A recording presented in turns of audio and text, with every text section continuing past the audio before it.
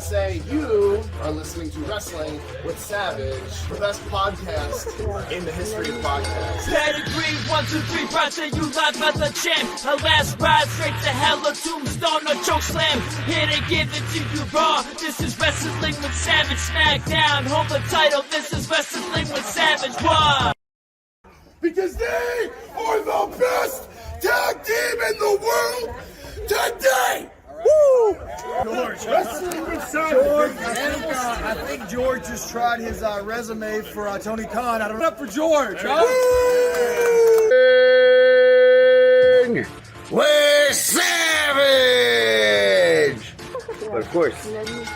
Pedigree, 1, 2, 3, project, you live as a champ. A last ride straight to hell, a tombstone, a choke slam. Here to give it to you raw. This is Wrestling with Savage, smackdown. Hold the title, this is Wrestling with Savage. Why? Are we live? Oh, we are absolutely live. What's going on, everybody? Welcome to Wrestling with Savage. We're here live, and we're here to give you the best of WWE 2022. What's going on, Lewis? Welcome back to the show, and I want to welcome our new guest, Anthony, over here. Anthony, what's up? Welcome to Wrestling with Savage. First time guest host here. How you doing, brother?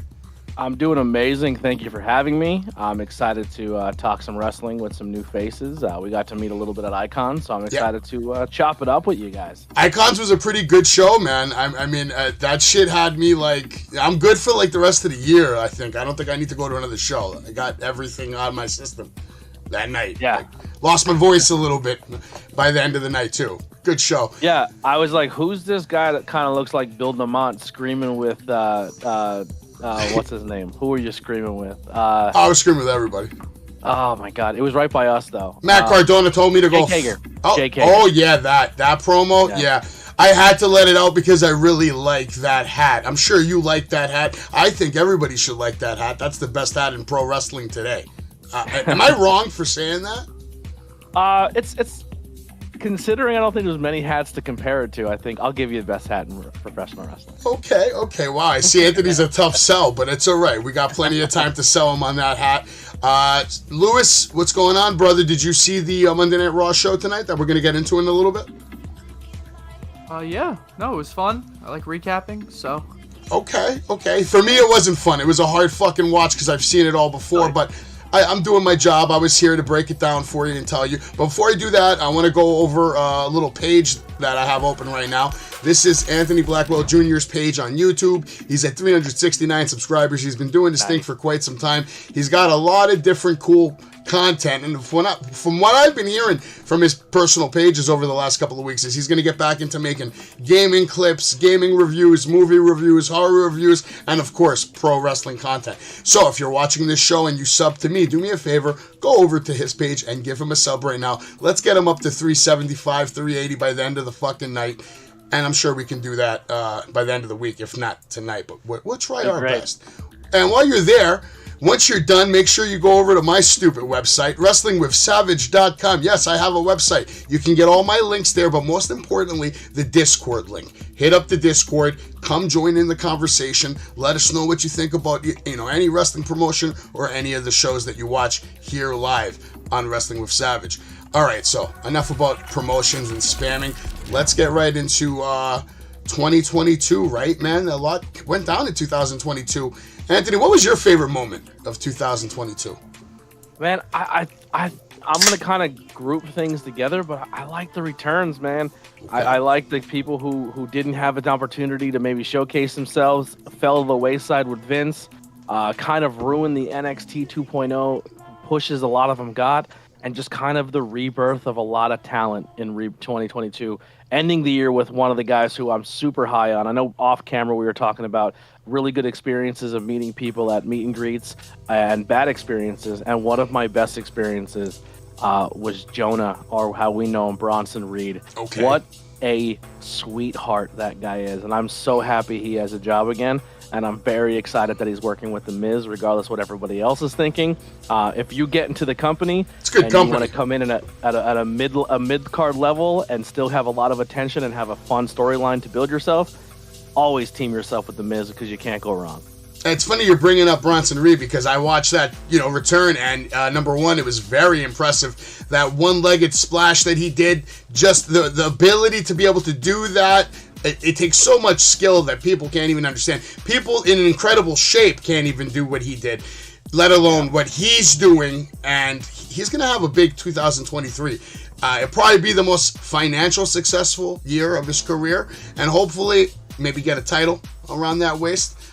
Maybe he'll get an attack team with The Miz or something. I don't know. Or maybe he's going to be Miz's muscle. What do you see for him in 2023 as far as, progression? I think he's going to be Miz's muscle for a while, which eventually leads to every other possible storyline where it turns into he's the muscle who eventually turns away from being the muscle, and I'm all for it. All right. Anthony, how about you? What's your favorite moment of 2022? My moment, if you have to pick one, Brock Roman, last man standing, the ring getting picked up by the tractor. Brock had a fun 2022, and what a way to cap it off with that match. I enjoyed Brock very much in 2022, just like I'm sure Lewis did. Lewis, what was your favorite moment in 2022 in the WWE? My favorite moment, honestly, is the Cody return. Okay, WrestleMania, absolutely favorite moment. I can't go wrong with that. It's the way it made me feel. I'm like, this is a feeling that I haven't felt in a long time. Of like, this is awesome. For me, my favorite moment that alone was the Cody Rhodes match with Seth Rollins at Hell in a Cell. Just watching that moment, him taking off that jacket, still competing, and not only competing, but putting on a banger of a fucking match, taking shots right to the spot. It was gruesome. It made me feel things. It made me feel like, wow, wrestling's real. You know what I mean? It was one of those matches. And there was a lot of matches like that. I could sit here and talk about them all night. Gunther and Sheamus was magic. That could have been easily match of the year, but let's get right into the results of the holiday tour. Gilt, shout out to you. John Gilcher, you might have met him. He was with me at the Philly show. Bald guy, sitting behind me. He was at the holiday tour tonight with his daughter, where we saw Bray Wyatt return in ring action tonight at Madison Square Garden. Wyatt went on to defeat Jinder Mahal. He was wearing dark attire. He's clearly a babyface. He played up to the crowd from what I heard, and this is his first match since WrestleMania 37. So that's pretty awesome that some people in MSG got to see his first match back. You guys surprised that he's just beating up guys like Jinder Mahal, or he's even having matches on a holiday tour? I might be on a boat all alone here. I wasn't excited when the rumors that he was coming back, and now that he's back, it just doesn't do it for me. I'm sure Bray is a really nice guy. So when I say I don't like a wrestler, it doesn't mean I personally don't like a wrestler. I just don't attach to the character. I never got in. I liked Swamp Cult Leader Bray. I did not like the Fiend storyline. I thought every single week it was like an episode of Lost where he added new dynamics to a story, but we never got a conclusion to what the story was. And I feel it's the same thing again with Captain Howdy Poopy or whatever the character's name is. Every week is something new, but you don't get a result of what's going on. And with previous Bray Wyatt things, you never get answers to anything he's putting together. And 98% of Bray Wyatt's speculation is fan theory, and that's it. And it's pretty much exactly what you get. And in ring, I'm just not a huge Bray guy. Listen, man, I like it. It's better than the usual typical Mark shit you hear all the fucking time where everybody just sucking off Bray and everything and anything he fucking does. The Fiend was a good gimmick, but the problem is they didn't book it correctly. Fiend should be an attraction that comes out once, twice a year, really plays the boogeyman, makes everybody scared when he pops up. What they're doing with it now, I have no fucking idea. I feel like they dropped the ball the moment Halloween Eve ended, and they didn't take advantage of a fucking scary storyline leading up to Halloween with just real horror. Actual horror, real vignettes. That's the only thing that's going to sell me on Bray. We know what he can do in the ring. There isn't a Bray Wyatt match that I'm ever going to watch again that's going to be better than what I've already seen him accomplish in his body of work. And that's not a fucking fact. That's a spoiler. That's just the way it is. He's not going to lose 200 pounds and start doing fucking Hurricane Ranas off the top rope or any crazy shit like that. If anything, he's going to be slower, more methodical, and hopefully they book him correctly. Because if they put him too much on TV, like you said, it's already like phased out for me. I was hyped initially, but that lasted how long? A couple of weeks. As soon as you see, like you said, Uncle Howdy Doody whoever the fuck it is, even though it's probably Bo Dallas, right? I mean, Yeah. right now, what rumors are you guys hearing? And Lewis, I'll go to you. What rumors are you hearing right now about Bray Wyatt's stable? Is it still going to be a stable, or is this thing a fucking joke? I mean, I hope so. I kind of think it would be cool. You know, stables are kind of the in thing in pro wrestling. And I kind of see WWE adapting that style. You know, we have Judgment Day. Oh my god, like B-Fab and Top Dollar. I know Hurt Business might be on the way back. Yeah. That's why I think Bobby Lashley's been off TV, because I think they're bringing back Hurt Business. Fingers crossed for sanity. There's There we go. There's a lot of factions they could do, man. But let's keep going with tour results. Sheamus and Rich Holland defeated Fabian Aichner and Ludwig Kaiser. Hit Row defeated Legado del Fantasma in a 6-person tag match. Who got hurt? I heard he got hurt at the That I didn't hear. Who got hurt? B-Fab? Phantasmo. They said they threw up the X's, and he looked like he might have blown his knee out. They had to escort him out of the ring. That's sad, because they just got up, and they're great. They're one of the best tag teams. Okay, well, into more breaking sad news. WWE Intercontinental Champion Gunther defeated Kofi, Madcap, Shinsuke Nakamura, Santos Escobar in a ladder match. I think there was a big botch in that match, too, from Kofi. He tried to do, like, a springboard from the ladder, and, like, it just... He played it off real quick. He just ran up the ladder like nothing happened. No problem. And then we have Karrion Kross pinning Drew Gulak. Liv Morgan defeating Shayna Baszler in an NYC street fight. I don't know how I feel about that. I love Shayna Baszler. I thought she had a big 2022. Raw didn't even like really mention anything about her at all. There was a lot of people that did get mentioned tonight. I didn't see anything on Ciampa. I didn't see anything on fucking Rhea Ripley, really. I mean, they kind of went into the Judgment Day, but we'll get into that. Anyway, Karrion Kross, like I said, pinned Drew Gulak. Braun Strowman came out, said he was going to teach the Bloodline at Sami Zayn a lesson, told him to come out. Sami comes out. There was a small match between, I believe, Solo and Braun, and then it led to like a fucking DQ, and then there was a tag match with Braun and KO versus Solo and Sami. And somehow Braun and Kevin Owens got the win. And the Usos are very upset. Basically, from what I heard, Sami cost them the match or something like that. So we got some dissension. What's your prediction on the Bloodline for 2023, Anthony? I still think early 2023 there's still a faction. But I think it won't be. I think Sami ends in the faction probably after Rumble. So they can start setting up Sami Kevin for the tag team push is my prediction, which kind of buzzed me out because I kind of want to see Kevin as a world champion, where him actually earning it and not hand it to him. But that title is pretty much locked in for Cody, and just once again my opinion. But yeah, I think the Bloodline's going to continue for a little bit longer, and I think maybe down the road, maybe mid 2023 when Roman decides to go away is when they might start the breakup. And Lewis, how are you booking that? The same way you see it, or do you think we're going to get a shock, maybe something different? I kind of see that's the way they're going. I agree with Anthony. Did you guys both watch SmackDown? I definitely didn't watch that shit. No. Yeah, I watched a little bit of it. What was the highlight of the night? Anything worth going back and watching? Just SmackDown. The only thing really exciting to watch is essentially just the Bloodline stuff, and they kind of just tease more of the John Cena tag team match with Kevin. And that's pretty much it. The women's division over there is kind of abysmal. And something happened. Did you catch the slap? Emma slapped Scarlett. Oh yeah. Was that a big deal? Anything there? No. Okay, so it didn't do nothing for you. Other than that, SmackDown did nothing for you, right? Not really. No. All right, let me ask you. Unfortunately, it's just tough. It's tough right now to build storylines because everything's so focused on the Bloodline. And I think Triple H is kind of putting his pieces in place. So when Mania is done, then he can kind of reset and build the WWE he wants to build. I think he's giving the respect to the talent who've been putting the long-term storyline together with this Bloodline. And then once he gets out of Mania is when he's going to do his hard reset and start working on the company he envisions. I completely agree with that, man. I just wanted to ask a quick question for SmackDown. What would you say the ratio is for how many shows this year entertained you?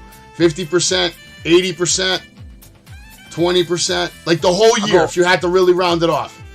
I'll go 55%. I want to say 60, but it's tough. What's Raw? What's the number on Raw, though? See, Raw for me is if it wasn't 3 hours, it'd be higher, but I'll say like 75% because there's some storylines in Raw that I'm actually interested in. How about you, Lewis? Where are your numbers at for that? I mean, to be honest, I'm not really a SmackDown guy, so I feel like I can't give a score for that. But as for Raw, if we're talking about the first half of the year, I'm giving it like a 40%. Yeah. The second half of the year, I'm giving it like a 75%. I've been really satisfied with what I've been getting on Raw.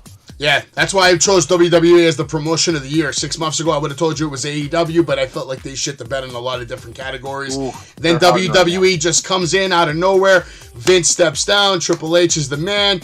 He is now bringing in all his boys, like you mentioned. Just perfect. Like, perfect. Couldn't have been better. But it takes time to really, get rid of all the bullshit before everything's laid anew, and that's why I'm so excited about 2023. I think it's going to be one of the best years that pro wrestling has ever had. Before we get into this... Can I pose a question real quick? Yeah, absolutely. Between you guys and the people watching, has NXT in the last couple months start to win you guys over as an... Because I always tell people, everyone's like, NXT sucks.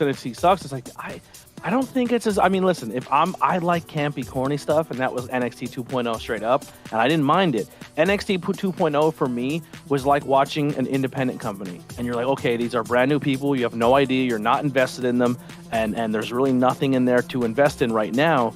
But if you stuck through with it and you actually give NXT some time and you let those characters grow on you, it's like any other wrestling promotion. You're going to start finding reasons to watch it because you're attaching yourself to characters. And I think they put on those big shows, move people around in the roster, and let these talent really showcase what they're made of, and done really well. I know Sean got a lot of heat for kind of ruining NXT, but on the same token, Sean said, listen, I only had this to work with, and we're working with it. And now he's under his tutelage and training these people and getting them ready. I feel NXT is a fun thing to watch again. Is it black and gold? No. But I think it's entertaining. NXT has been the best wrestling show on TV a multitude of times this year. NXT has been the best product on television so many weeks of the year this year. And let me tell you the truth. I had stopped watching NXT the moment that Drew McIntyre took the belt off of Bobby Roode at NXT TakeOver in Brooklyn, New York. I bought the title that day, had my Bobby Roode shirt on, very fucking devastated that Bobby Roode lost, but I knew it was coming, right? Anyway, I come back, I start watching NXT this year at the beginning of the year, okay? Because I started this show at the beginning of the year. So as a wrestling personality journalist now that I try to give people the news of what goes on, I do a show on NXT every single fucking Tuesday. I've never missed a show. I've never missed one of these shows that I do covering it. And yes, if you watch the progression of my fandom from the beginning of when I first started, trying to keep up with what the fuck's going on, learning all the new wrestlers' names, trying to remember the new wrestlers' names. Now I know everybody, right? And we've had a long time since then where a lot of bad talent got filtered out, and then watching the talent grow, like you said. Tony D'Angelo, quick example, quick shout out. I hated Tony D'Angelo in February. I mean, when I say I hated him, I didn't hate him like I hated him like a bad guy. I hated him I'm like, this guy shouldn't be on TV. He sucks at this. His story's bad. He's selling it bad. The bumps are bad. But somehow, some way, Tony D'Angelo, man, is one of the best fucking workers they have. I think it was the match with him and Santos Escobar, man. And I saw him do that spine buster, and it just reminded me of a Triple H spine buster. And I just saw something in him. And I've been a big fan ever since. So you're absolutely right. NXT is awesome. More people should watch it. They put on better matches. To me, the match of the year could have been NXT. Apollo Crews and, what was it, JD McDonough? My God, bro. That match was a fucking banger, man. I think Anthony froze up for a second. He'll probably come back. But we got to keep the show moving. Monday Night Raw tonight opened up with the Street Profits, and they're talking really, really fast, talking about Cody Rhodes returning at Mania, Ronda returning at the Rumble, Stone Cold wrestling for his first match in 19 years, Brock Lesnar using the tractor, Sami Zayn making up the word Usi. They're talking about Logan versus Roman. Then they have to calm down, and we get to Corey Graves. And Corey Graves, they do a spotlight on Roman Reigns versus Brock Lesnar, which according to them, this was, part of the best of the year. This, Anthony, we'll go straight to you first because you brought it up. That was your favorite moment of the year. The tractor and the whole SummerSlam match, Brock Lesnar versus Roman Reigns, was a good match. But Was this match better than their match at Mania? No, but I think what really... See, if I'm fidgeting around a lot, my computer literally just gave me an alert that it's not charging, and I'm frantically trying to fix it on the fly, and I may need to restart if it shuts down. So if I disappear, I will be right back. No worries. But no, I think for me, what made that match so special is we just, for the first time ever this year, we see Brock having fun as a professional wrestler. Babyface Brock was so entertaining, and him just coming down with a big smile and just generally having fun in that match from beginning to end as a character was just, it was beautiful. Match quality wise, maybe not the best, but when it came to the culmination of everything they did, everybody at that point was like, oh, Brock and Roman again, but it was just that dynamic of it, of Brock just having a good time, sold it for me. I am going to have to bounce real quick just to reset this. Go for it. How about you, Lewis? What was your favorite moment of the year as far as Brock Lesnar and Roman Reigns is concerned? Was it at Mania or was it at SummerSlam? I say SummerSlam because I'm not even gonna lie, like I don't even remember their Mania match. Like I know they wrestled at Mania, but it's like they've wrestled so many times that at this point they've all kind of just congealed into them wrestling. But that SummerSlam match really pops out at me, just everything that happened, you know, all the run-ins and the tractor. Like the picture of the tractor lifting up the ring to me is like one of those iconic wrestling photos that we're gonna see for the next 30 years. Well, I just feel the SummerSlam one was definitely more fun, and that was much more of a memorable moment, like you said. Great point. People are going to be talking about that way more than they're going to be talking about the title unification. That's probably the only main difference is, there was more meaning to the match at Mania. It was for the title unification. But for me, the best part of all of that, SummerSlam, what popped me the biggest for SummerSlam was the Bayley return, actually. I didn't see that coming, and her coming out, that shit was like genuine surprise. The match I was hyped for, but not like anything I haven't seen before. I don't know why this is like one of the best of the whole year, but apparently it is. If you remember, Theory tried to cash in, and then he got F5 by Brock Lesnar. That was great. I mean, I think it was also the feeling of this was Triple H's first pay-per-view. That's without true. Vince. And the whole pay-per-view was just banger upon banger upon banger. So it was like when we got to that main event, it was just the surprise of everything that happened. I think that really makes the match more than the physical wrestling itself. No, you're right. The whole setup, him coming out with a tractor, him throwing the microphone, and then Roman Reigns catching it, all that shit was perfection. Then the match starts, and it's typical, spot fest. We know we've seen it already, so many fucking times. But either way, it's still good, and it's nice to see. What do they get into next? All celebrating their 20 years in the WWE this year. You had Brock Lesnar, Randy Orton, Rey Mysterio, John Cena, all getting 20-year celebrations. But they don't really go into much detail on everybody. They just go into detail on John Cena and his 20 years in WWE. Speaking of John Cena, we're going to see him on SmackDown.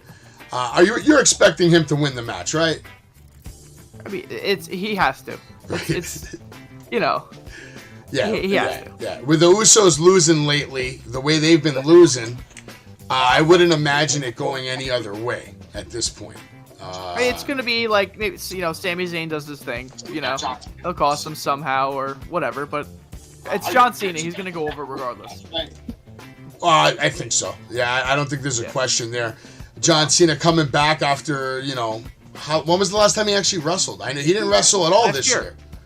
When was it, though? I think that's why they're doing when he fought Roman Reigns? I think so. I think that was his last match, to be honest. Yeah. I think they just want to have, okay, John Cena's had a match every single year since 2002, so it's like, let's get this match in just so that he could keep up with the statistic. Mm-hmm. I guess, man.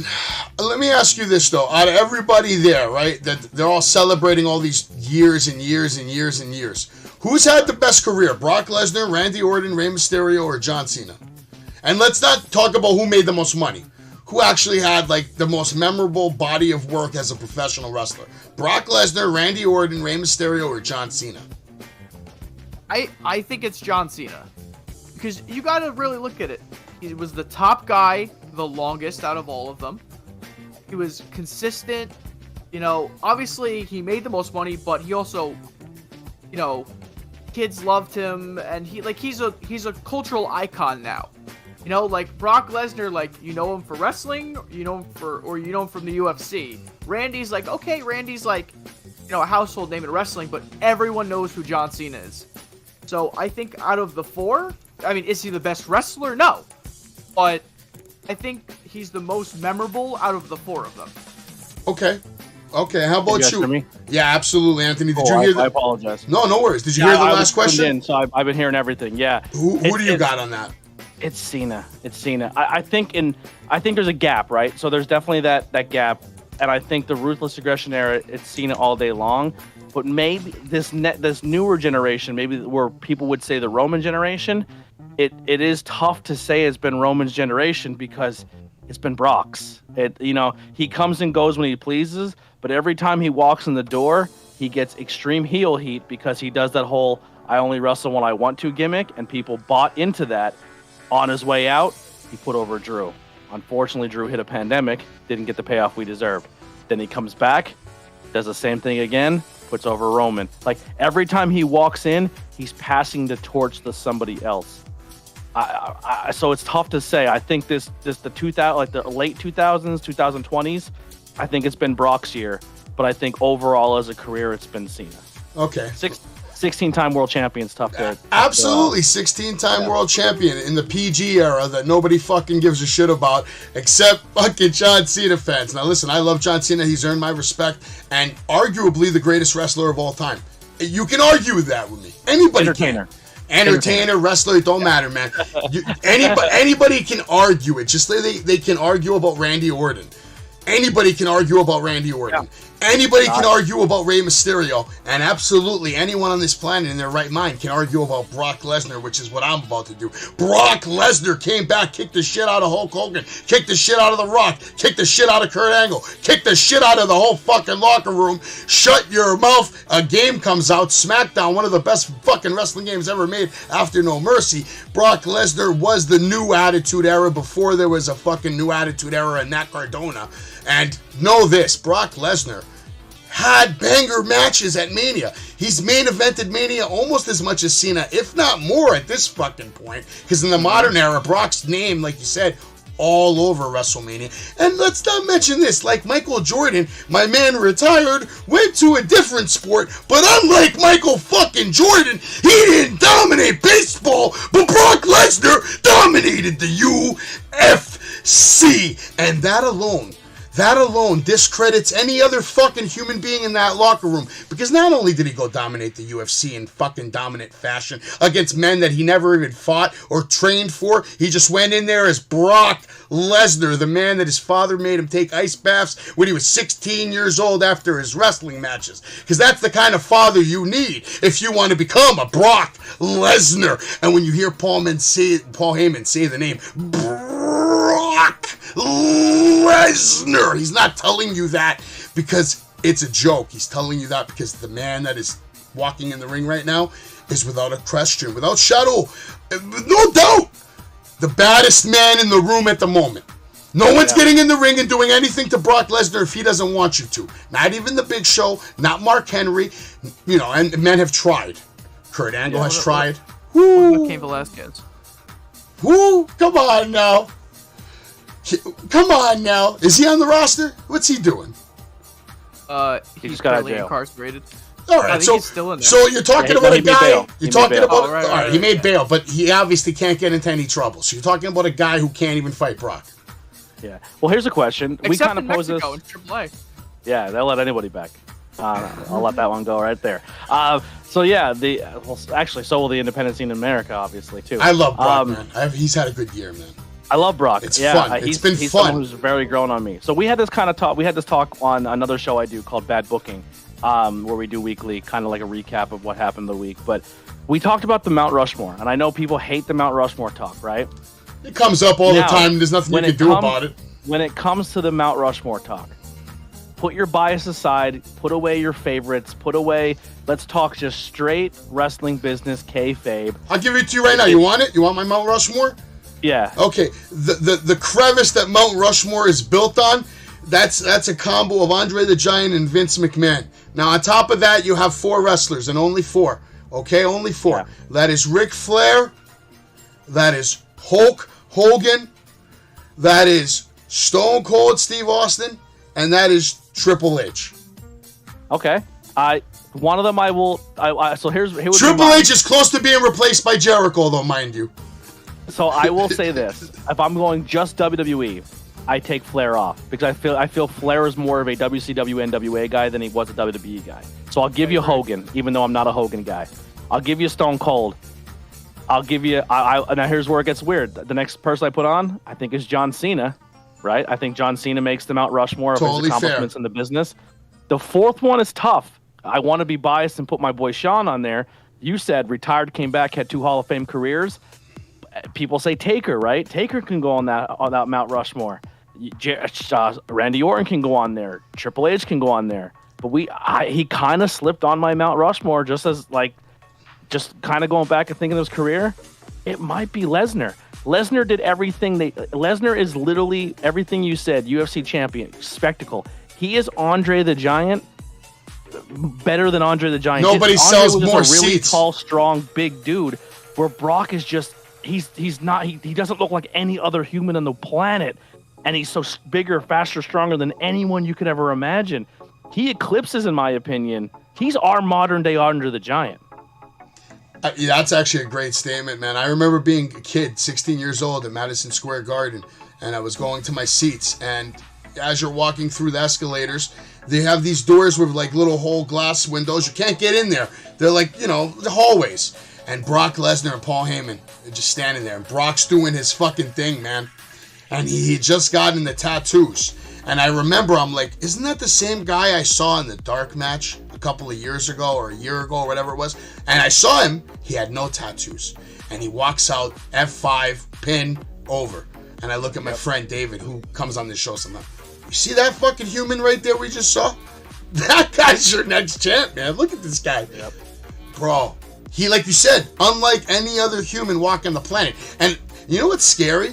Isn't it scary that he looked more intimidating as a 20-year-old kid? I think he's more intimidating now with the beard and the long hair. I love his new look. Dude, how jacked was he, though? At 20 years old, he comes in, you can't even see his fucking neck, and he's just like, it was scary, man. And him and Taker this year, another 2022 great moment of professional wrestling.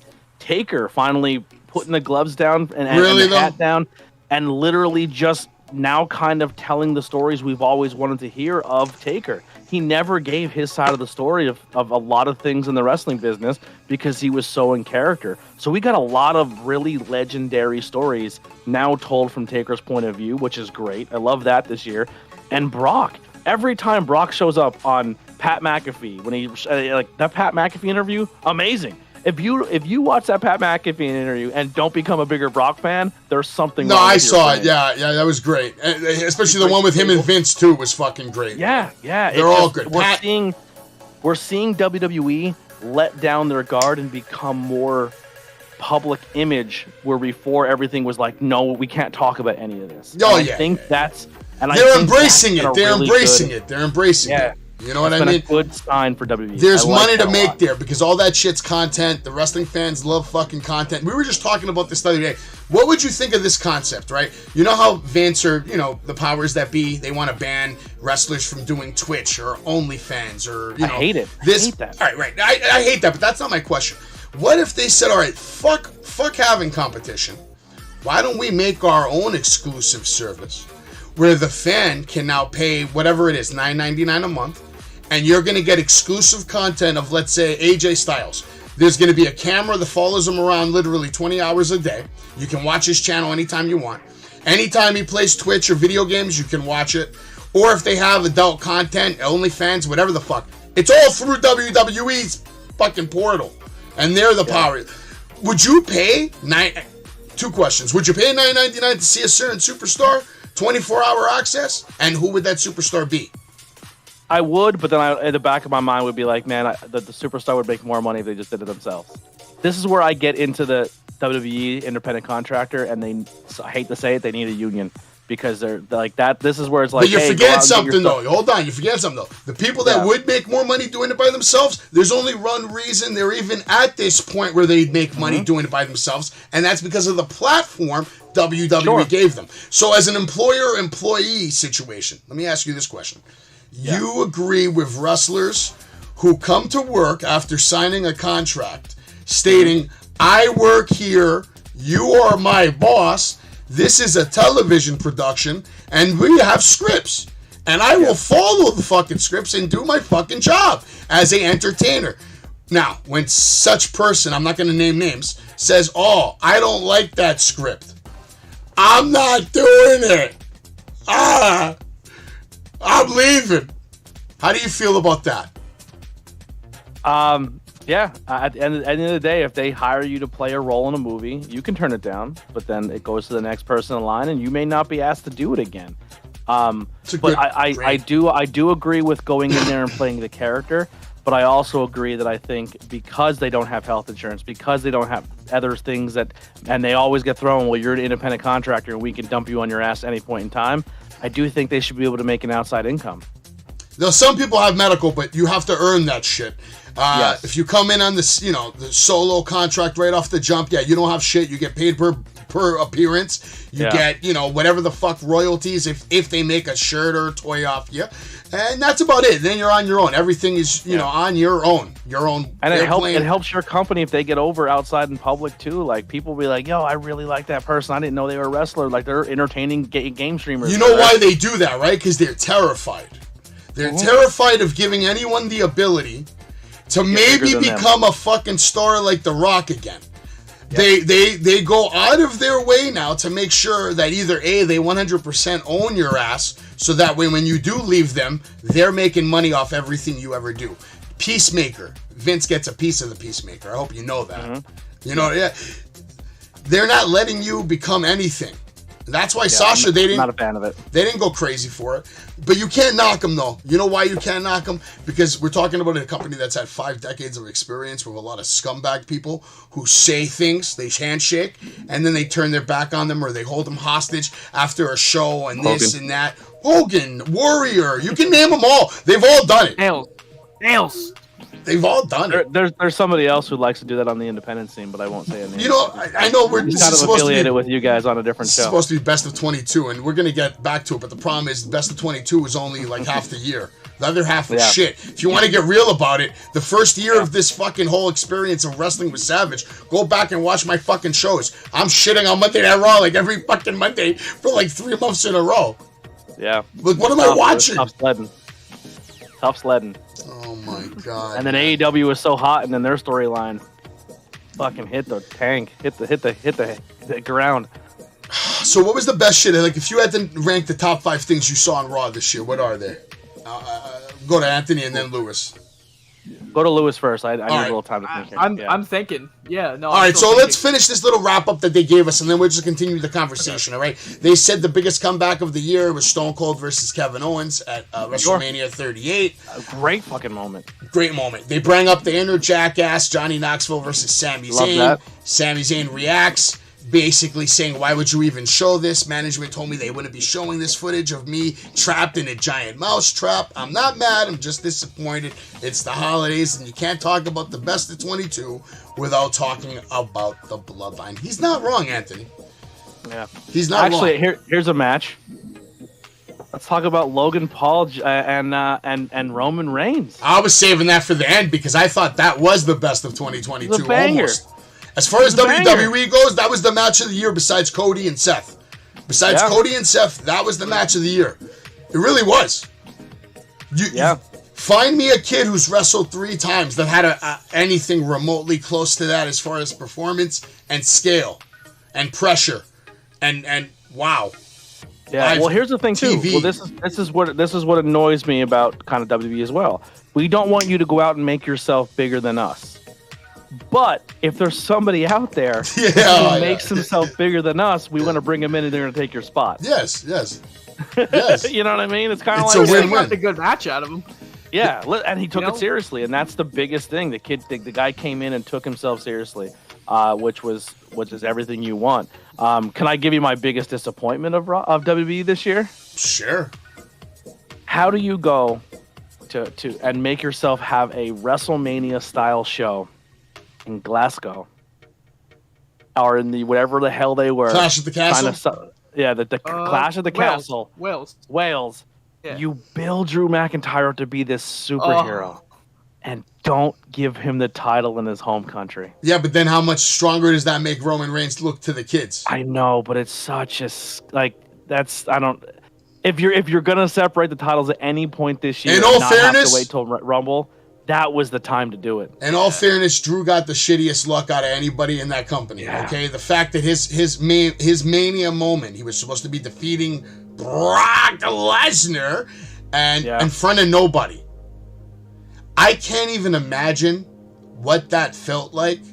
I don't know. I probably would have cried if that was me, because you work your whole career to get to that point, to make that statement, and in front of nobody.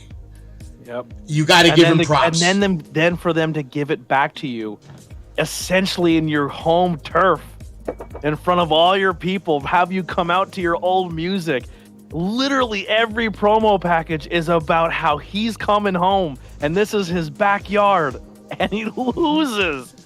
Dude, they buried him, right? If you want to go on a burial, and then have him sing a song. I was gonna say the Tyson Fury thing at the end. It's just like, okay, you just had this guy lose, but here's Tyson Fury to sing a song for everybody. God, what? Like, this guy just lost. That's what the tribal chief does. How else would you acknowledge him? People wouldn't acknowledge the tribal chief or buy the shirt, hold the We the Ones, all the way these marks. I asked a question on the Busted Open Nation earlier today saying I was doing a giveaway. I was giving away a Bianca Belair autographed certified piece from WWE.com. If you want to win that shit, go join the Busted Open Nation on Facebook and just leave a comment with what you thought the best moment of, the best storyline of 2022 was. And you know what everybody's answer is? You know what everybody's 90% of the people that answered, what story do you think they fucking said? Bloodline? And this is all of pro wrestling I asked. I didn't say just WWE. Best story, all of pro wrestling. 90% of the people all saying Bloodline, Sami Zayn. Bloodline, Sami Zayn. It's all I hear. Bloodline, Sami Zayn.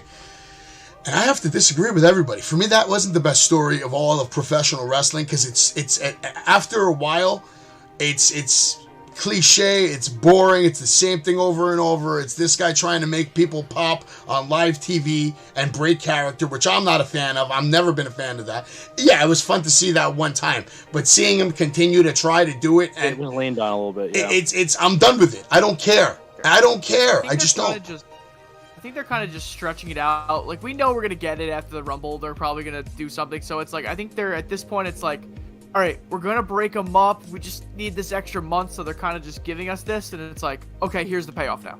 Yeah. I see the payoff. If Sammy doesn't win, what is your pick? What's the point? You have me on the edge of my seat here. What do you think was better than the Bloodline this year? For me, storyline-wise? Yeah. Everything, Wall Pro Wrestling, it had to be CM Punk and MJF.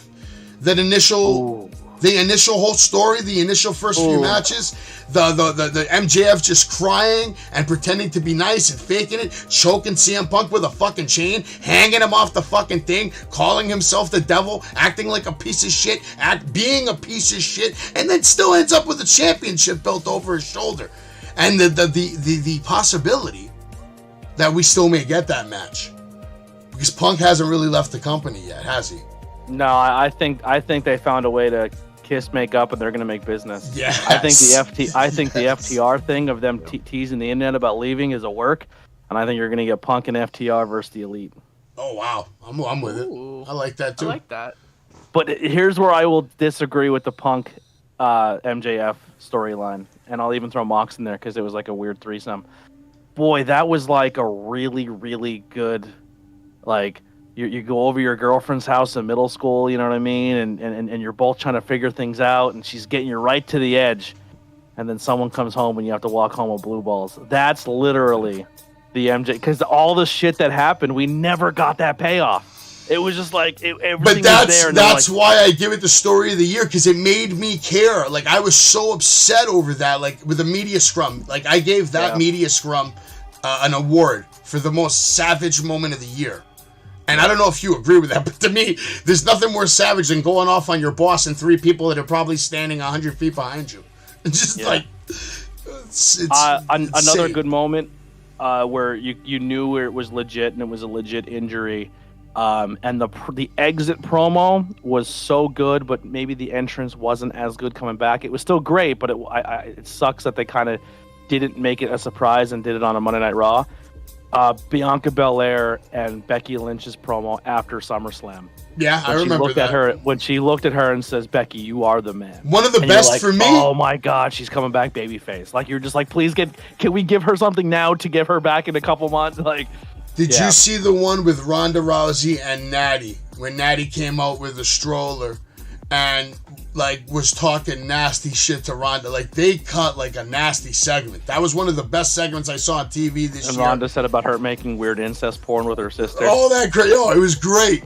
It was great. I wanted to see more of that. I was like, do you think Natty deserves one WrestleMania moment before she retires? It's tough, man. He's like, no. It's only the reason I say it's so tough is because I look at Natty, who has had a lot of good moments in professional wrestling, and then you look at a Shayna Baszler, who's in her 40s, who has killed herself in professional wrestling, has brought her best friend into professional wrestling, and has yet to have her WWE moment. They built her to be this giant monster. Oh, she had a moment. No. That Elimination Chamber performance where she choked out every fucking woman in there, that was a statement. And they just dropped it. They turned her into a vampire. It's still happened. Becky Lynch, they and then go she back kind of went to the wayside. I hope that her and Ronda have a main event at Mania. That's what I would like to see. I think, and this is not me piling on the Ronda hate, but they tried to build Ronda like Brock. The difference between the two is Brock keeps himself relevant and keeps himself in the limelight to keep himself popular and does things to keep himself over. Ronda was the girl who was the biggest female athlete of her generation, lost, didn't handle the losses very well, gave everyone a bad taste on her, came to WWE, lost, kind of replayed that storyline where she didn't like as a babyface getting booed because people weren't into her because of the way she handled her real life losses. And then ever since coming back the second time, her matches and her character development, no one's buying it anymore. And she's kind of holding up the entire women's division on a TV show of a bunch of really talented people who could have some moments here. And it just sucks because it's just kind of like, it's almost like they're waiting for Charlotte to come back. And we've already seen that 100 times when nobody wants that again. You don't want it again. I'll take a Charlotte comeback. She's great. No, I want Charlotte back. Oh, okay, I just don't want Charlotte Ronda again. Oh, okay. Yeah. I agree with that. No. For me, I think you need to do Ronda versus Shayna. But if you don't do it, I'm okay with it. But then do this. Give me Ronda and Shayna tag team champs all of 2023. They break up at the end of that. They screw each other at the Rumble or something. I don't know. They find a way. They just find a way to become champion and then have a match at Mania or something. Yeah. It's something. Yeah. I don't care. They can break up at fucking SummerSlam even. And then whatever. Maybe Ronda becomes the champion. Shayna wins the Rumble. I want Shayna to have that moment. Win the Rumble. Take the title off Ronda. I think Rumble is going to... This is just my take. I think they need to find a way to get Alexa Bliss over to SmackDown. Because obviously she's doing a Fiend character. And it's not going to work on Raw if the Fiend's not on Raw and he's exclusive to SmackDown. So I think Alexa Bliss wins the Rumble and I don't think that exclusive shit counts anymore. I heard all that shit's off the table now. I think Fox locked in Fiend exclusively. That's what I read when he first came in. It could just be, the Fiend character, like just Bray in general. Because we've seen Bray on Raw already. But we've seen like the graphics with like the Alexa. Yeah, stuff. we've seen video and footage of Bray doing stuff on SmackDown to promote it, but he physically hasn't been on Raw. I don't think Ronda's been physically on Raw this year. No, I think SmackDown locked in some talent that they are exclusively to Fox. Maybe. You're right. I think you're right. Maybe. I know I haven't seen Ronda on fucking Raw in a long fucking time. I know that, but I could have swore I know they show Bray on Raw. You're right about that. They cut videos, promos. That's why the USA Network was kind of like, "Yo, can we get a champion? Because Roman's never here. We want We need a. I wonder if that's going to be like a long-lasting thing, or if that's going to change maybe next year. Maybe that ends, because I think Triple H wants to be able to just have one brand, 2 shows, and be able to use his people wherever he needs to. Because one thing that they have a big problem with, there's no continuation of storyline from Friday to Monday, and I'm sick of it.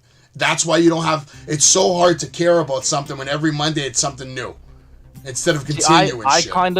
I kind of hope they do a brand split, but I think Triple H can do a brand split properly, where you get a full year or a year and a half of a SmackDown roster and a Raw roster, and you build those stories. You let those guys kind of play and have some guys and girls kind of play, have some fun, and then when the draft happens and you finally swap people and move them over, there's more impact, because like, you're a fan of the this draft. Person hasn't worked this person in forever. You know what I mean? Fuck. I think if done correctly, it can be done. The problem with trying to make one brand and having 2 TV networks fighting over who gets what every week will be very hard to do if you put everybody in one pot. This is where I think the brand split will work, because say if you put Seth on one show and Roman on the other, or Cody on one show and Roman on the other, you build them up for a year and a half, and then the next year everyone's like, we want them to touch, we want them to finally see each other. You have those moments or pay-per-views where they can collide a little bit, but then if they find a way on the same show, you're like, it's finally here, and then you have a year to build that storyline up, and then you separate them again. And you can kind of use your draft to not make your product so stale, because you keep people away from each other for a while. Like there's certain people who are on brands. I don't mind all that brand entirely split. Too much, and they need to shake. I don't mind all that brand split shit. But one thing I'm hoping is when Cody Rhodes wins the championship, we get more of an old school mentality as far as like having mystique and allure about certain wrestlers, kind of like what MJF does. So you don't see him on TV all the fucking time. Definitely doesn't wrestle all the fucking time, because it's hard to build certain kinds of qualities, quality of a superstar when you have these guys that are saturated week in and week out, not looking good, not looking strong. You have so much talent up there that's never going to get over. Guys that are hired and they're never going to become world champions at this point. Like Elias, Karrion Kross, right? It's dead in the tracks. Drew McIntyre, dead in the tracks. Randy Orton coming back winning some? No, I don't think so. John Cena coming back winning the title this year? I don't think so. How many? Dolph Ziggler, he's winning this year. Kevin Owens, how about Sami Zayn? Is he winning this year? How about Shinsuke Nakamura, a guy that won the Royal Rumble? Is he winning this year? How many talent do you have to have on the roster? Why do we have to bury Elias? You have 2 titles and you can't even fucking have 2 champions now because of the stupidity you've done with the title unification. So you might as well just have 1 title and make it very fucking special. Cody is that very special fucking champion, like a Hulk Hogan. And then everybody else there, they're all fighting to be that guy that's going to be the one to be Cody. Thus, you can build them all up like a Macho Man, a Jake the Snake Roberts, or an Ultimate Warrior, or a fucking Ravishing Rick Rude, or a Mr. Perfect, or a Big Boss Man, or a Vader, or I can keep going and going and going and going. But you have make to that do IC things. Title. Make that stepping special. stone to your world title. Yes. When you win the IC title, you're like, yes. yo, that's the next guy who can go for the world title. Yes. That needs to happen again. Who do you think? Cody wins a title. Let's for fantasy book real quick. Cody wins a title. Who do you have him as one of your rivals going into one of his first feuds or feuds going into as a champion? Lewis, who you got? You take that. I've been talking too much. It's hard to say. Maybe a little bit more Seth again. You know, like he's kind of like, oh, you can't. But in a way of like, oh, you just came back and won the title. You know, he's. This is a hard one. I mean, how about this? While you think it's gonna be Seth. Who else does Cody want to put on TV besides himself? His wife. He wants Brandy. That's how he rolls. So you need to have that husband-wife dynamic. No. There's a rumor of a husband and wife team coming back. No. There's a reason they booed him in AEW, man. There's a reason they were booing him at the end. Do you remember they booed him boos? in AEW because they tried to make him a babyface. But if he comes back to WWE and he's doing the same thing he's doing right now in the independent scene, he will get over. Do you agree with my babyface of the year? I actually picked Cody Rhodes as babyface of the year, bro. Because my man just fucking instantly came and he's everybody's golden boy instantly. Overnight.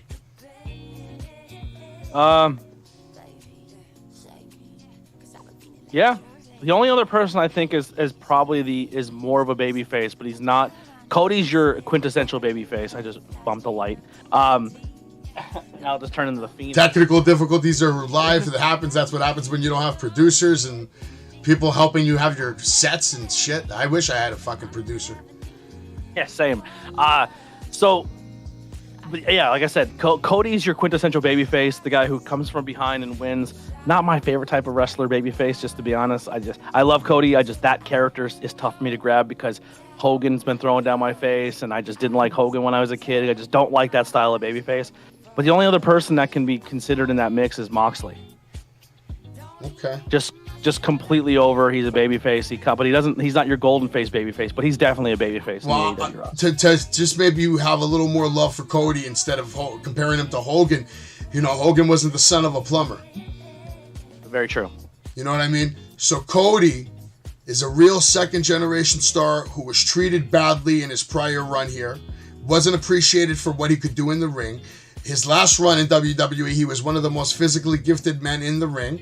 Had some of the best matches that people didn't care about because he was treated like a piece of shit, booked like a piece of shit. Meanwhile, he's bumping harder and smoother. To me, he was right up there with Randy Orton as far as like making shit look good and clean. Cody and will be your next John Cena. He will win the title. He will be the one who is. He will be on every cup. He will be on every poster. They need to bring back the winged eagle, man.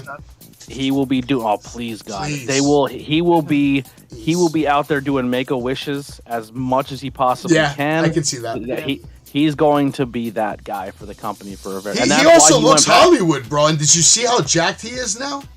He's coming like 240. Bro, he's coming back looking like the Game, man. That second run of the Triple H had, and it's gonna be crazy. It's gonna be scary. Do you think he's Iron Man in the Rumble? That would be nice to see. It would be. Do you think he does a flare and comes in at like 3? Maybe.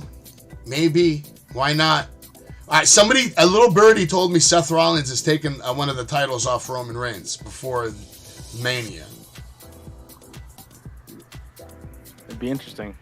Because what they want to do is, it's all on The Rock right now. All of WrestleMania right now is all on The Rock because they're still waiting for confirmation from him. Like, are you in or are you out? And if he doesn't decide by the Rumble, then he's out. And it's going to see, you're probably then going to see Cody versus Roman. That's the only way. I think we get Roman Rock day 1, Roman Cody night 2. That's what we were saying too, or at least. Yeah, a lot of people were saying that. My original idea is if you do this my way, I love my way. I say there's history there between Cody, between Roman, between The Rock. There is history there because he's been in the business a long time. He's been there before. I mean, he was in a match. Cody was in a match with Roman and his father and Goldust, if you remember, versus The Shield. There's history there. There's little things they can touch on. Give me a triple threat match because Roman comes out, right? Rock comes out. You smell what I'm good. Then Cody comes out. He's like, who do you think you are? Who do you think you are? The only reason I'll disagree with you here is Roman needs, once he's done here, he needs a little bit of time to cool off, a little bit. He worked his ass off these past 2 years. Cody and Roman is going to happen. You don't need to rush it. Why can't it be Cody, Roman, and The Rock, though? Imagine the Cody, push. Roman, and Philly. Cody, Roman, Philly. I like it. I'm with it, man. As long as Cody wins, I'm happy, man. If I'm really telling the truth, Rock can stay home. Yeah, because this is where I think the bloodline doesn't end. I think the bloodline's a thing, and Cody's like, listen, you're part of the bloodline, but there's more than one royal family in this business, and I'm here doing it alone. What if I throw you a swerve and Roman goes on to beat Cody and The Rock night 1 and night 2? I think Cody has a draw. I think. What? No, forget that. No. Roman wins. Yeah. Roman wins. What are you saying that day? Like, what are you saying? I'm just like, holy shit. There's no one beating this guy. You have to kill him. Dude, he's Bruno. Yeah. He's Bruno. If he wins at Mania, I'm telling you, he's having the belt for another 2-3 years. Yeah, it's crazy. At that point, nobody. That shit would really piss me off. A lot of people would be really upset about it. He literally just went through the whole roster. That's why I said I think Cody and Roman there's plenty of time for that. You don't have to do it right away. All right, so let's try to get back into the best of 2022. Yeah, sorry, went on really fun side. That's all good, man. Liv Morgan, did she have a big 2022? She won Money in the Bank. I was not a tough fan of her 2022 run. I was happy for her, and everyone's like, she deserves it. And sometimes that is a good feel-good moment when you deserve something. but there's deserving it, and then there's being able to do it. And I think she really struggled as a champion. And not only did she struggle as a champion, she botched her way to a Money in the Bank victory for months at a time. I mean, I have highlight after highlight of highlights of watching her just like fuck up in the ring, and how she still got a fucking push. It speaks volumes for what merchandise sales can do. Yeah, her moveset is weirdly weird. Her finishing move looks like it's not even devastating. She got a win over Ronda, which is fucking bonkers to me. It was tough. I honestly attribute a lot of the SmackDown women's problems to Liv beating Ronda and then Ronda taking it back very quickly. It's just tough. Okay, I'm gonna just change the whole thing now to one of my favorite wrestlers in the world right now. Probably top 3 wrestlers in the world right now, in my opinion. A breakout star of the year, Austin Theory. I think Austin Theory had a better year than anybody because my man got murdered on television and was able to rebrand, reestablish immediately, instantly, completely evolving over 7 days, basically.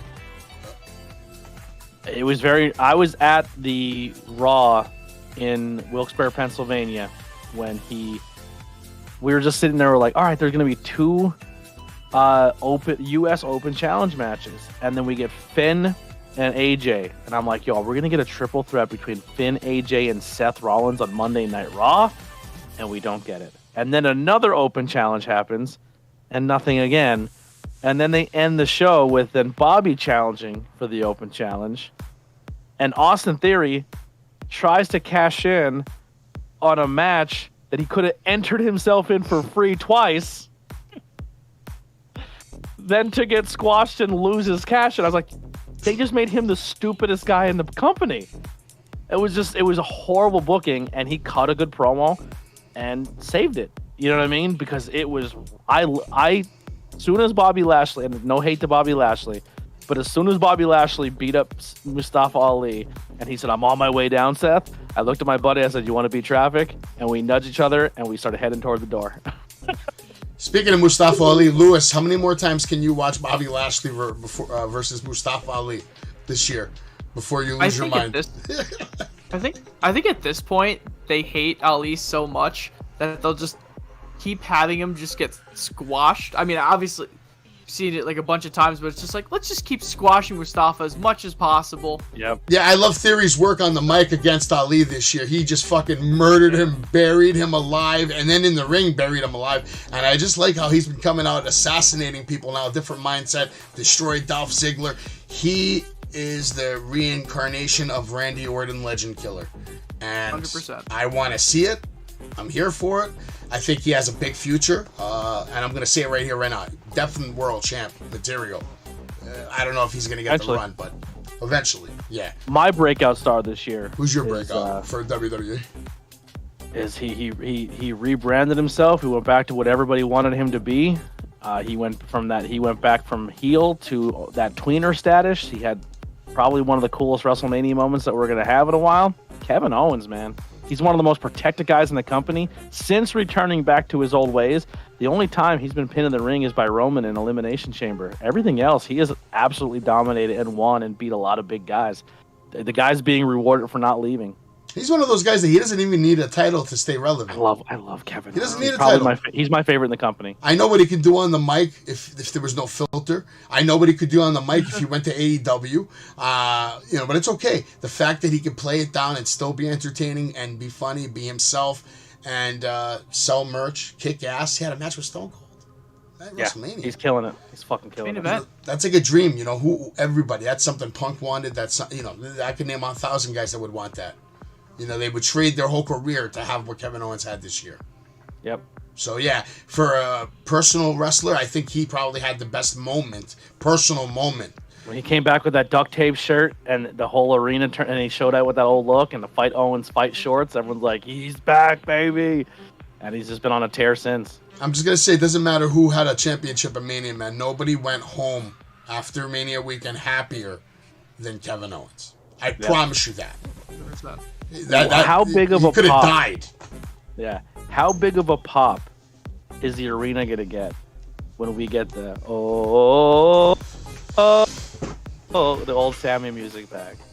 Yeah, no, it's gonna be nasty. It's gonna be nasty. The only other pop music I think we're gonna get that I think is gonna be massive is when they change characters and they go back away from this heel character. Is when we get Hugger Bailey back. I think that place is gonna go crazy. That's a possibility. Yeah, but I got bad news for anybody that thinks their pop is the biggest pop, because no matter whose pop is going off or whatever is happening in the ring, there could be a wrestling match in the middle of the ring that's fucking match of the year. It's 5.5 star by Dave Meltzer. Seth Rollins comes out, that whole arena is now chanting and singing and serenading. It could be The Rock and Roman Reigns. The second Roman says, "There's nobody left," and you hear, "If you smell," that place is gonna blow up. Yo, I think the Rumble, and think about this WrestleMania. You could have a Stone Cold match potentially. Yeah. You could have a John Cena match potentially. You could have a Rock match potentially. Cody Rhodes, Seth Rollins, Roman Reigns. Who do you give? Brock Lesnar? Lesnar.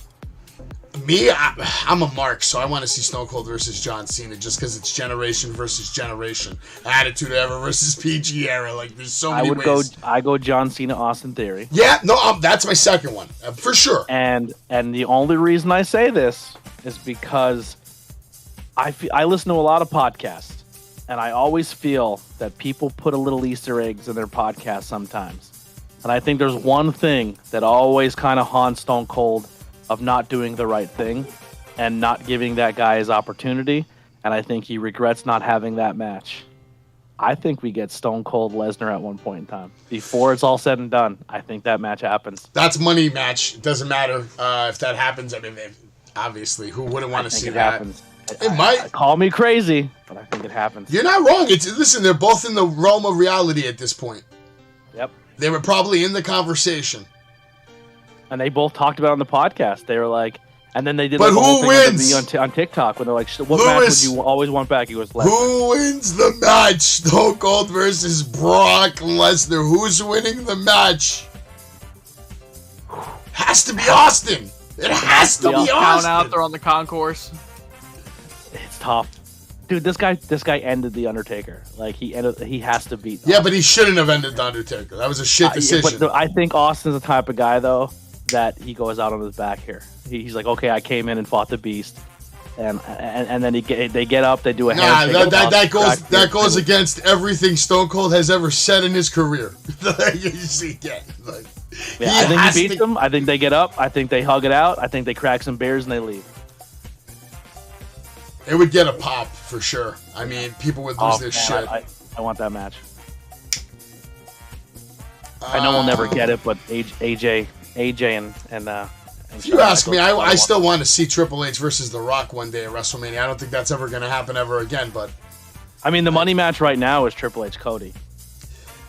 But you'll never get it because Triple H is a pacemaker. Yeah, Triple H is done. Yeah, Triple H is done. I mean, Flair wrestled with a pacemaker. Just saying.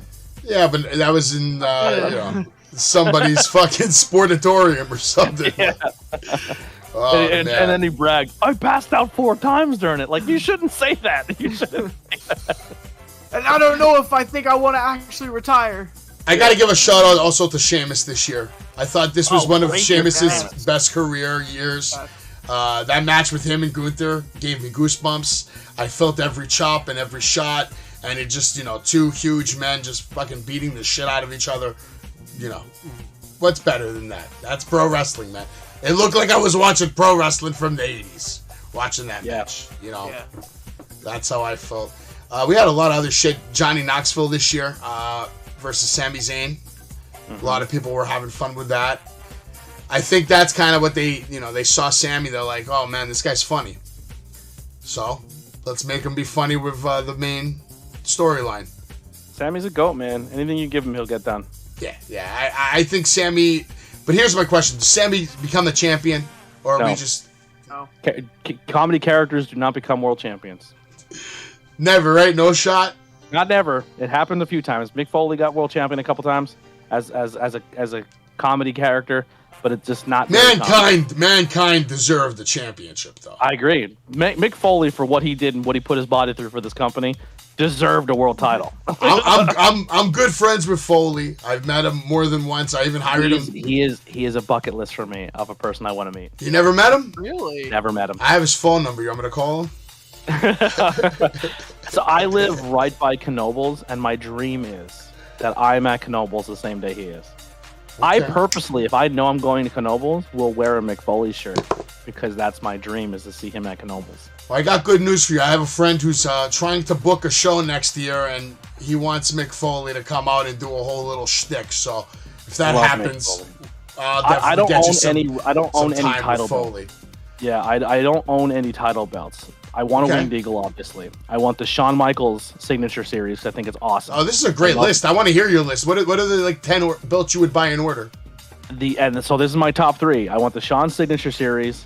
That's the Winged Eagle. I want the legit Winged Eagle, and I want the signature series Mankind belt because I love it. It comes with the sock. It looks amazing.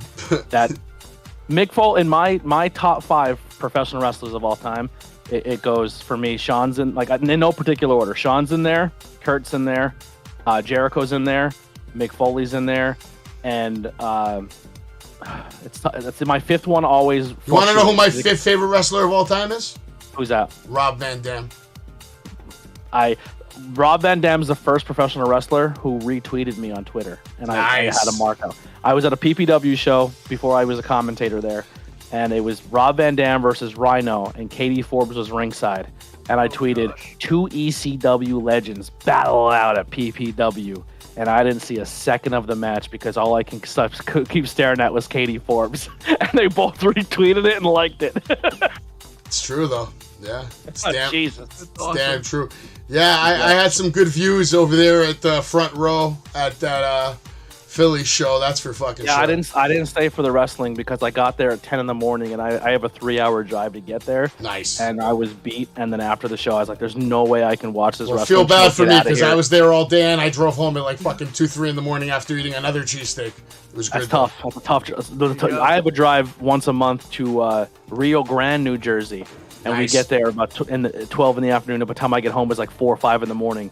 That's like a 3-4 hour drive from where I am in PA. That's a tough, but it's worth it. You know, I love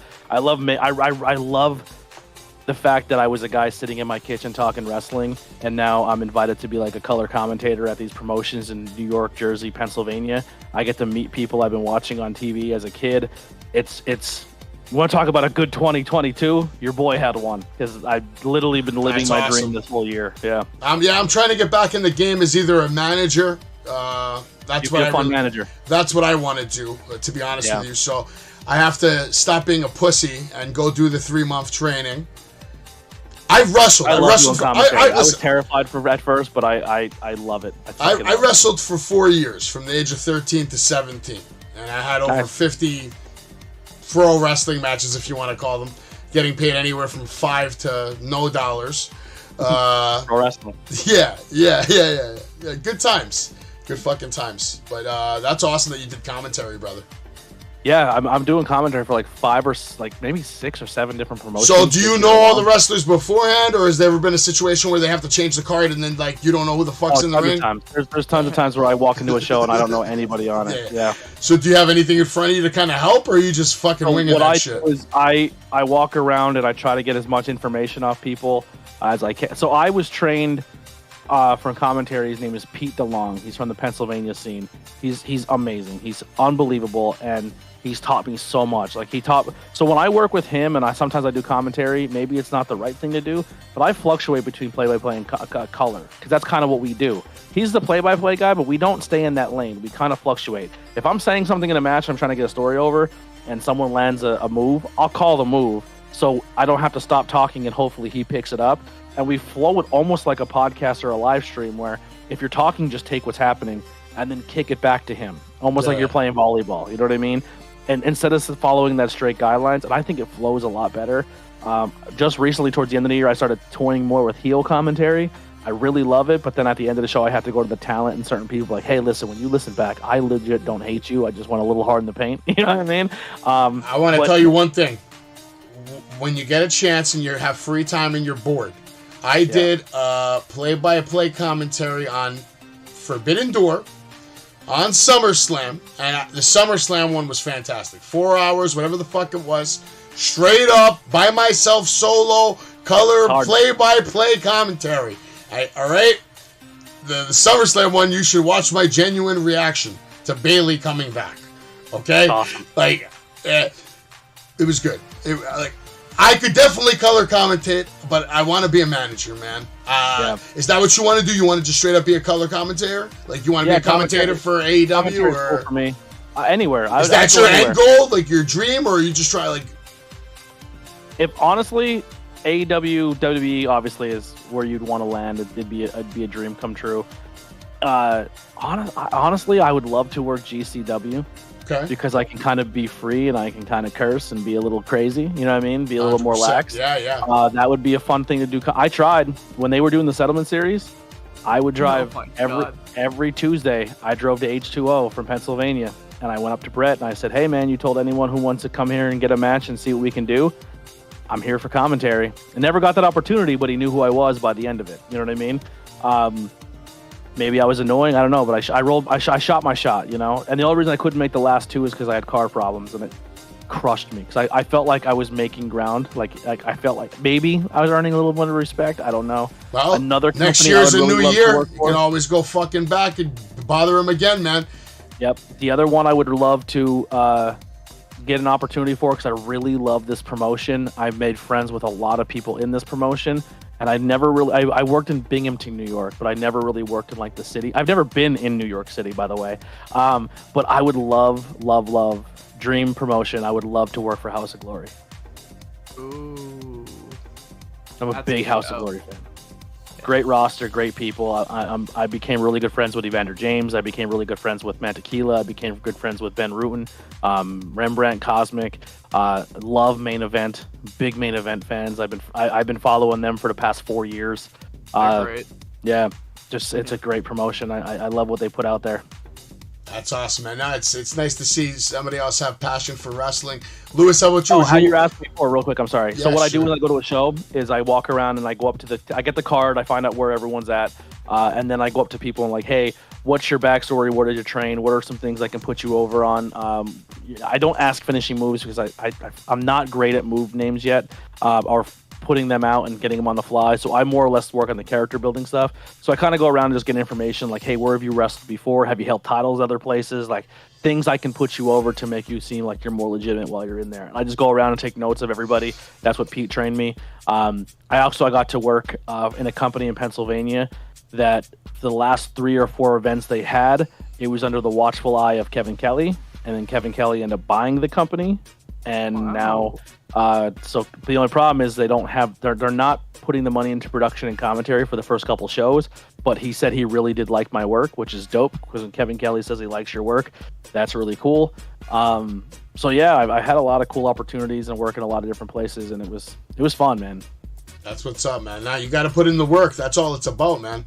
Gotta be willing to drive. Gotta be willing to put the hours in. I ain't gonna bullshit you. My late friends and family. My goal is simple. Either I want to get a management position one day for AEW, whatever, WWE, whatever the fuck, NXT even, or even an independent promotion, just to do it for fun for a couple of months, whatever. Just say that I did it. At least I tried. Or late night wrestling and life talk with Savage. I want my own show on, Sirius XM, Netflix, because I can sit here and I can talk about anything and all fucking day. It doesn't matter. You give me one word, I'll give you a fucking paragraph. You want a promo? You want me to shit on somebody? You want me to shit on something? God damn it, 2022 was a fun year, though. Mainly because I was doing this fucking show, and I got to hang out with cool guys like Lewis, and now hopefully, Anthony, you can come and join the show, obviously. All the fucking time if you want. We'll try to, get our cross-promote you, obviously. I'll try to... This content creating thing is definitely my first love. Like I love doing commentary and getting opportunity to do it, but I love doing my interviews and my podcasts. I love joining people's live streams and talking wrestling. I collaborate with a lot of people. It's not easy, man. You got to really get in there and get to know these people. Like I've been trying my ass off to get interviews with people. I was able to get one interview with, I don't know if you've ever heard of the Sweeper. He's an indie wrestler at Creative Pro. Got him on the show. I've been working on lovely Miss Larkin. She's supposed to be on here soon. Rhino's supposed to be on my show at some point. But in good news, and I'm going to let the people watch this for a second, I did get someone to agree to come on my show recently. Someone that you may or may not know, but if you don't know, I'm going to introduce you to them. And here's his video, guys. Just watch the video and let me know what you think. Savage, what's going on, man? Dave LaGreca here. It's Christmas Eve, and I had to do this cameo for you because you asked me a question about coming on your show, because I know you call into my show all the time, and obviously I would love to be on your show anytime. So you know how to get in touch with me. I promise I would love to do it. I know you did a great job with Bully out in South Philadelphia, but you're one of my favorite callers. You're one of the most loyal fans, and it would be my honor to be a guest on your show because, man, I wrestle with Savage. So, dude, I'll talk to you soon, and have a happy holiday. Sorry. We're back live. That was a video of David LaGreca, and Anthony was telling me during the video that he met him too. Yeah, I didn't know we weren't live. I apologize. No, we definitely weren't live. I was just showing all the people at home watching that video of David LaGreca agreeing to come on Wrestling with Savage. I'm going to set it up. I'm not in a rush to get Dave on the show. We're going to make sure we get him on here when he has some nice free time. I met him in Hamburg. An episode of it, man. I fangirled out. Of course I you met him did. in Hamburg. I fangirled out. I was like, hey, man, I'm a fan of what you do. And then I ran away. I didn't stay long. I got in, told him I like him, and left. And then, but yeah, I got an opportunity to meet some cool people. He's one of them. I got to meet Bill Abner this year, Sean Oliver. I interviewed Chris Van Fleet early this year. And Carrie Silkin's another one I got to interview this year, which was kind of cool. But yeah, it's. What do you have lined up for 2023?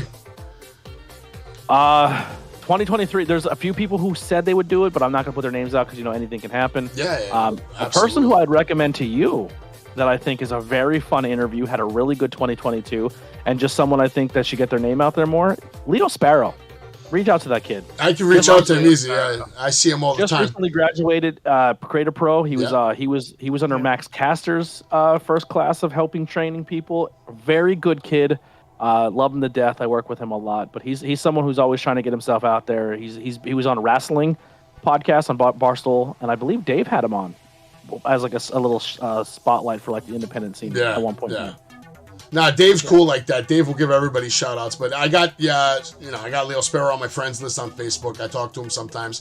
Haven't had a response yet as far as coming on the show, but I haven't really annoyed him either. So I probably got to ask him again. That's my biggest fear is I never ask people. Like No, you have to put yourself out there because you don't know what's going to happen. Like usually I try to do it after I meet them, obviously in person, and set up some kind of rapport. A little bit of a relationship. What I did with Dave LaGreca is honestly, I listened to the show for 3 months without ever calling in, and I would just listen to the show because I made my own show, but I needed inspiration. And listening to Dave LaGreca and Bully Ray and Mark Henry and all the crew of Busted Open, they get Tony Khan to call in, which sometimes I don't know if you hear his calls. It could sound like you're listening to a fucking answering machine sometimes, saying the same fucking messages, not answering any questions, but let's not get into Tony time. But who's your favorite Busted Open co-host? I love them all, bro. I mean, I'm not going to blow my spot up like that. No. I'm making you pick one. Who's your favorite? I love them all, bro. There's a clear front runner in my book. Well, obviously, me and Bully Ray have a cool little thing going on. He's an awesome dude. Did a big favor for me and gave me an opportunity to help him beat the shit out of Matt Cardona. So obviously I have a little special thing going on with good pick. Bully Ray. Bully has very interesting takes, I'll say. Yeah, absolutely. Bully is one of those guys that I love everything he's done for this business, but sometimes his takes infuriate me. I love Mark Henry. No, Mark Henry's brilliant. I love Mark Henry. He's such a positive, lovable human being. I can listen to him talk all day long. I listen to the Saturday show a lot, which is usually Ryan and Mark. They go on, 3 hours, just them two. And it's sometimes it's one of the more smoother episodes. There's no arguing, there's no fighting, there's just, nice wrestling conversation. I love when Bully and David Greca start yelling at Yeah, they get in fights all the time. All the time. I'm not going to let you sit here and say that. No, they go at it, but I love the show because I actually got to meet Dave LaGreca at Full Gear. when MJF won the world championship. So that was awesome. He's been nothing but nice to me. I love the ability. I started calling in. And I love the fact that people can call in and give their honest opinion, honest take on the situation. So whenever there's something that I need to get my message out there, I call in. I'll go off on, MJF or AEW or... There's only 2 reasons to own Sirius satellite radio.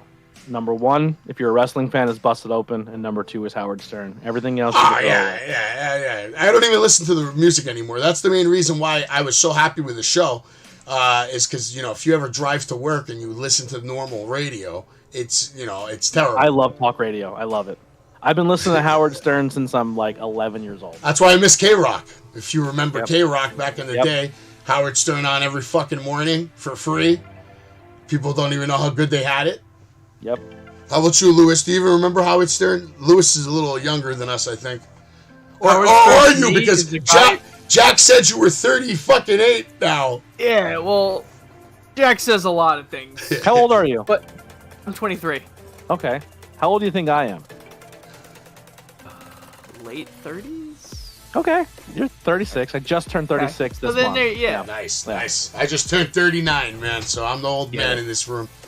Howard Stern is the guy on the on America's Got Talent like 5 years ago.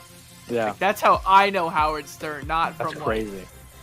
Anything he does radio wise. And then obviously I've gone back and seen like the Beetlejuice stuff and he said the Beetlejuice stuff. He had some great wrestling interviews too. He had a good interview with Triple H. He had a good interview with Goldust. He had a good interview with Vince. He had a good interview with Stephanie.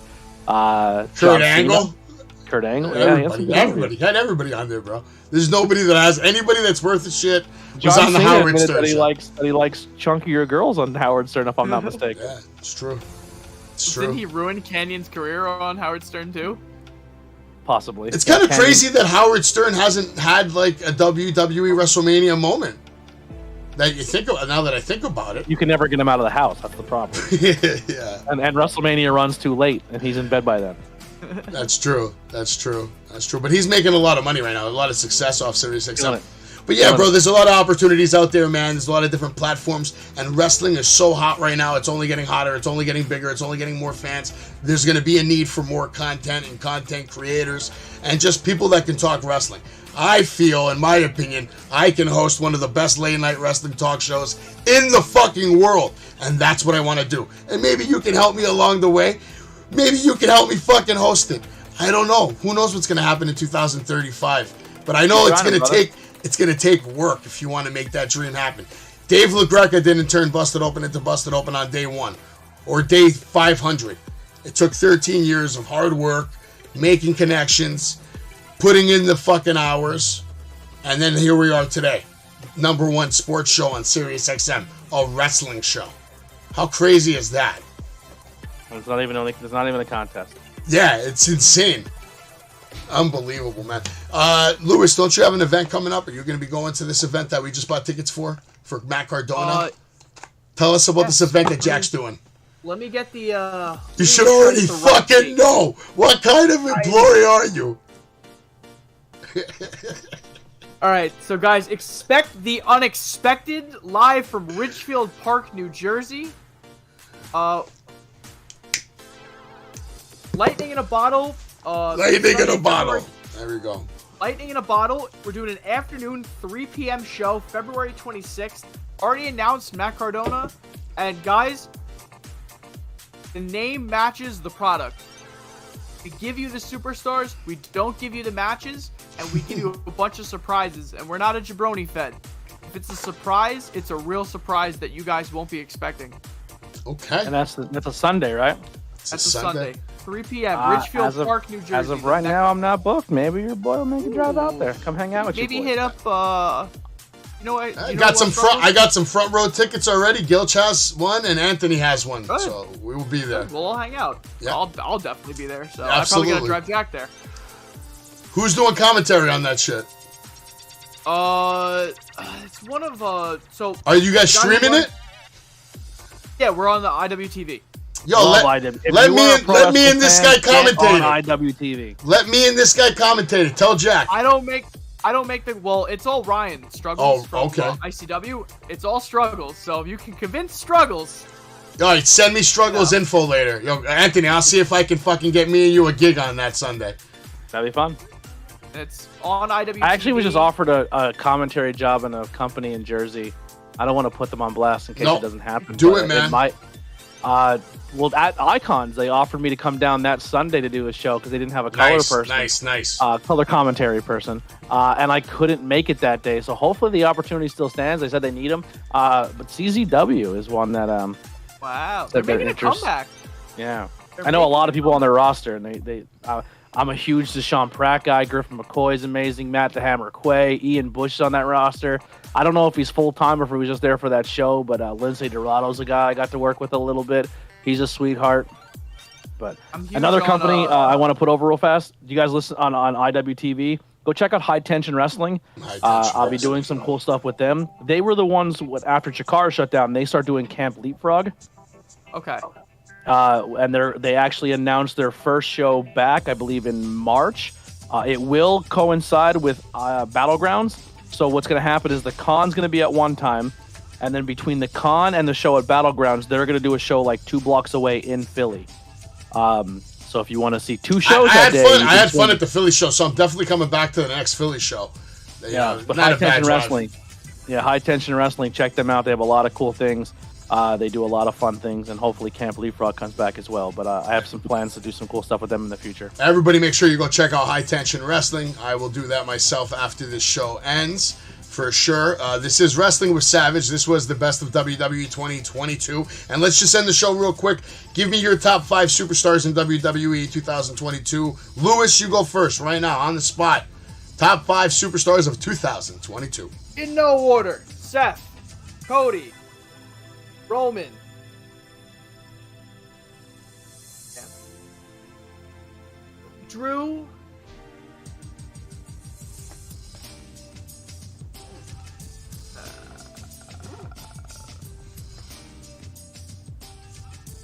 Damn, man. Yeah. Damn. Last. Anthony, you got your 5? Yeah, I got my 5. Go. Roman, number 1. Number 2, Bianca. Number 3, Seth. Number 4, KO. Number 5, I was gonna say Sammy, but Cody's gonna go there. Okay, my top 5. I'll give you Roman at 1. Give me Seth Rollins at 2. Give me Rhea Ripley at 3. Austin Theory at 4. And at 5, give me Gunther, man. Wow. Got a great one. No love for Bianca. Love you. You guys are terrible.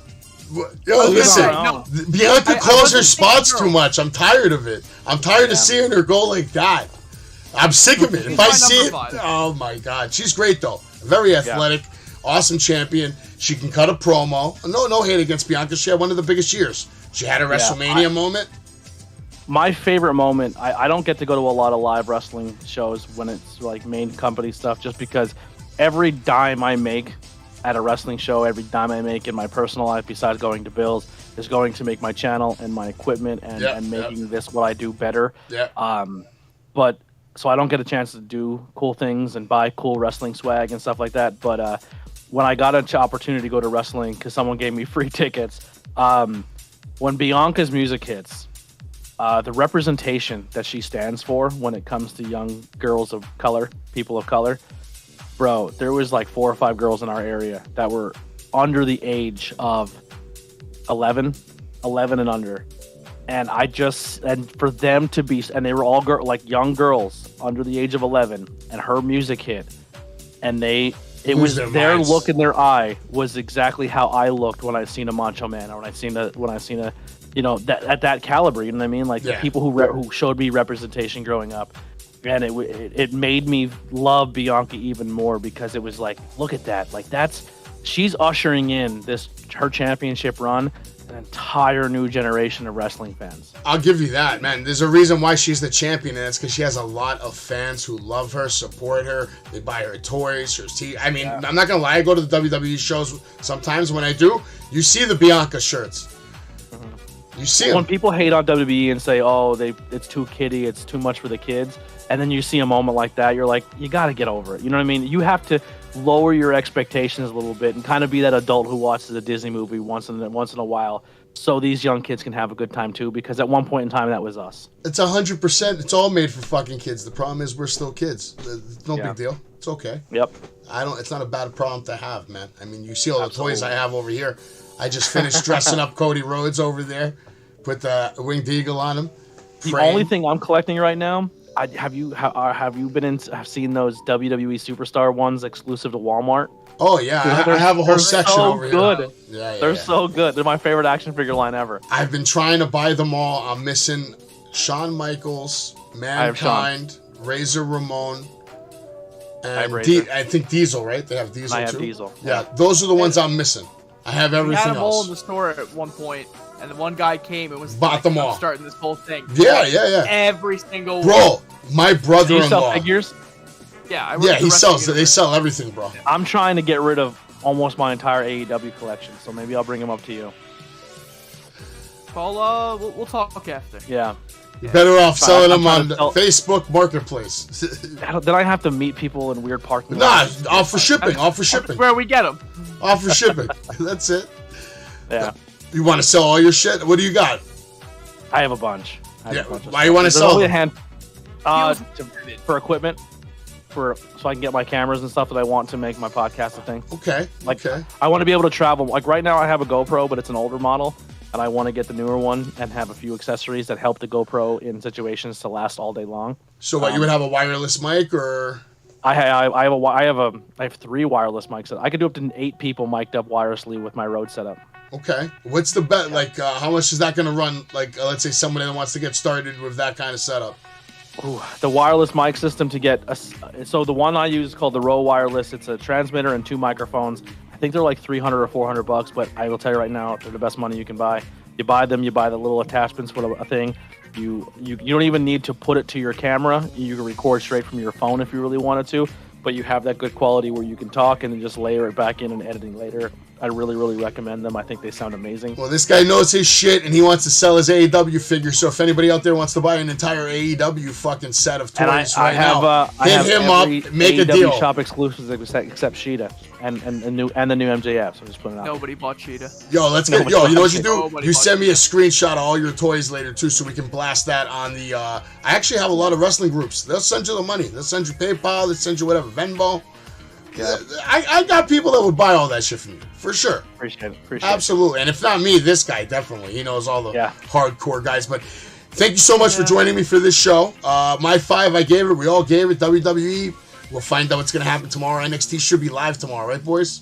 Are we back to normal? Thank you again for having me. I appreciate you. Absolutely, brother. Thank you so much for joining us. Lewis, thank you so much for joining us. We'll catch you guys tomorrow night live for NXT, and maybe we'll have a wrestler here. Maybe we won't. I don't know. Everybody have a good night and take care. Wrestling with Savage, the best podcast in the history of podcasts. Pedigree, 1, 2, 3, proud to you live as a champ. A last ride straight to hell, a tombstone, a choke slam. Here to give it to you raw. This is Wrestling with Savage. Smackdown, hold the title. This is Wrestling with Savage. Why? Because they are the best tag team in the world today! Woo! George. Wrestling with George, Savage. I think George just tried his resume for Tony Khan. I don't know. Up for George, huh? With Savage! But of course. Pedigree, 1, 2, 3, proud to you live as a champ. A last ride straight to hell, a tombstone, a choke slam. Here to give it to you raw. This is Wrestling with Savage. Smackdown, hold the title. This is Wrestling with Savage. Why?